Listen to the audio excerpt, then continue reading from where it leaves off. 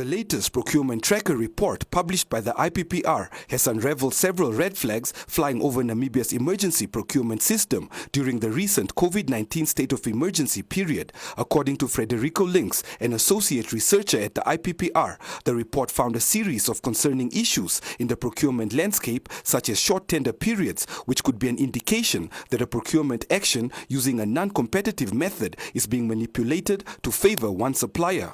If you look at this image, this is a screenshot of the first page for the report of the Office of the President. So very short tender periods, and you see there tender turnaround times of a day, of a few days, and you know that is one of the indicators that something untoward might be happening. Now, we're not saying, and we make this clear, there's a disclaimer in there, we're not saying that these are corrupt practices or that anything corrupt is happening. What we are saying is that these sorts of issues, these are risk indicators that could point to a corrupt transaction unfolding in the public procurement space. So we're just pointing out where the risks are.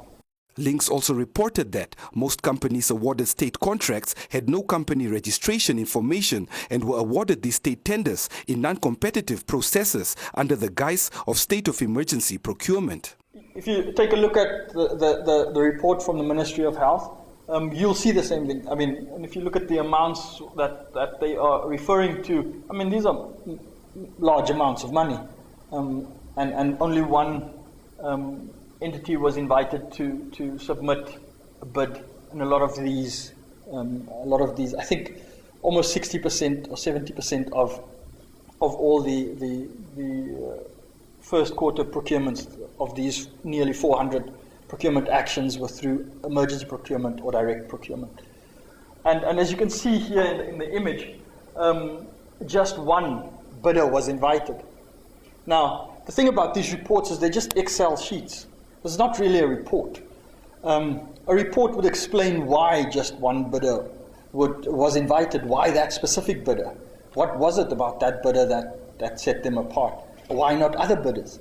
Why weren't other suppliers and service providers invited?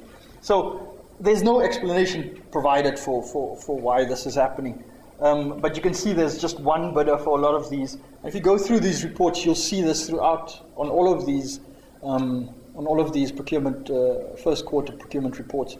The report details that out of 40 companies from among the various list of companies awarded state contracts during the state of emergency, BIPA had no information or files, either electronically or paper-based, on 13 of these companies, while the files of 6 of these companies were missing or misplaced, some for years at the time the information was requested.